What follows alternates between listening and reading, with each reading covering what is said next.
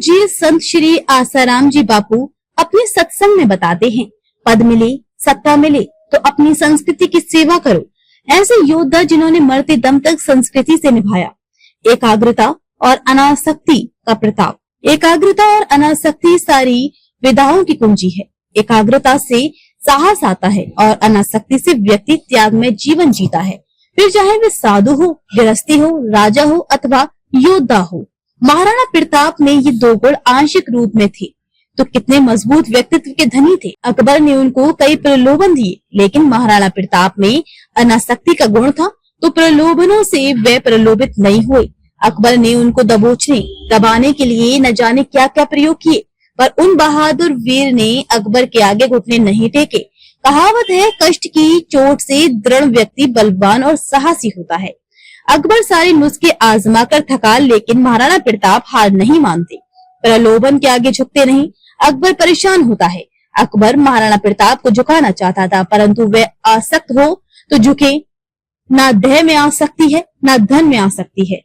अनासक्ति है और चंचल हो तो पकड़ में आ जाए, हार जाए, परंतु वे एकाग्र है।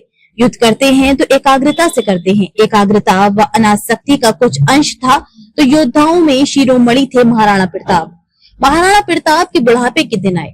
शरीर तो सबका ही नश्वर है, वे अंतिम घड़ियां गिन रहे थे। वैद्य ने कहा, अब महाराणा प्रताप शरीर छोड़ेंगे।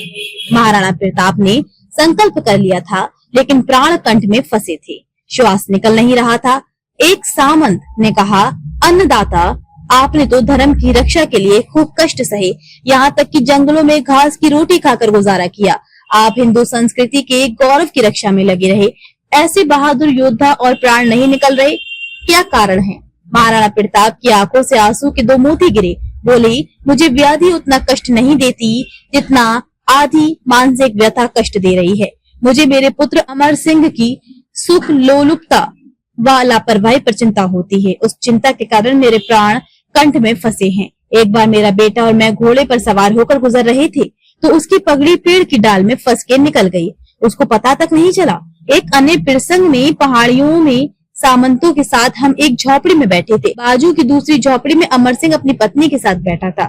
उसकी पत्नी ने कहा, कुंवर जी, कभी इन दुखों का अंत भी होगा या नहीं? अमर सिंह ने कहा, ये ठीक है, परंतु हम दाजी राज पिताजी के विरुद्ध कुछ नहीं कर सकते। मैं अपने पुत्र का ये उत्तर सुनकर सन्न रह गया। मुझे लग रहा है कि मेरे बाद वह भोग विलास और आमोद प्रमोद में पड़कर अपने कर्तव्य धर्म को विस्मृत कर देगा। मुगलों की ताबेदारी चाकरी करना कबूल करेगा। फिर मेवाड़ माता का मुकुट चित्तौड़गढ़ यवनों के अधिकार में ही रह जाएगा। इतना विलासी लापरवाह लड़का मैं देश को देकर जा रहा हूँ, तो मेरा देश का क्या होगा? मेरी संस्कृति और मेरे विचारों का क्या होगा? सामंतों ने अमर सिंह को समझाया कि तुम्हारा जन्म महान हिंदू धर्म में हुआ है, जिसमें भगवान श्री कृष्ण श्री राम प्रकट हुए। मीराबाई जैसी भक्तानी ने भगवान का भजन कर विश्व को अमृत बना दिया। इस धर्म में कई संत महापुरुष हुए, जिसमें बार बार भगवान अवतार लेते हैं। उस महान हिंदू धर्म में तेरा जन्म हुआ और फिर भी तू ऐसा बेकार गधे जैसा व्यवहार कर रहा है। अकल है? तेरे पिताजी की जान अटकी हुई है। लड़के को पश्चाताप हुआ और वह महाराणा प्रताप के चरणों में अपना मत्था रखकर कहता है, पिताजी, आज के बाद मेरे जीवन में सुख लोलुपता लापरवाही कभी नहीं होगी। मैं जो काम करूंगा तत्परता से करूंगा, सावधानी से करूंगा। मैं प्रतिज्ञा करता हूँ कि जीवन पर्यंत मुगलों की अधीनता स्वीकार नहीं करूंगा। ये सुनते ही महाराणा प्रताप के मुख पर संतोष की रेखाएं दिखने लगी, आंखों में चमक आ गई। फिर उन महान देशभक्त एक लिंग शिव जी को प्रणाम करके आंखें हमेशा के लिए बंद कर ली। अमर सिंह ने शूरवीरता का परिचय देते हुए अपने पिता को दिया वचन निभाने में अपनी पूरी शक्ति लगा दी और मुगलों की जी हुजूरी नहीं की। खबर को शेयर फॉरवर्ड कर पूरे विश्व में पहुंचाकर विश्व गुरु भारत में सहयोगी बनकर बिना वर्दी के सैनिकों की तरह आप भी अपना कर्तव्य निभाइए। देश और दुनिया की ताजा और विशेष खबरों के लिए देखते रहिए सैनिक गर्जना न्यूज चैनल। नमस्कार।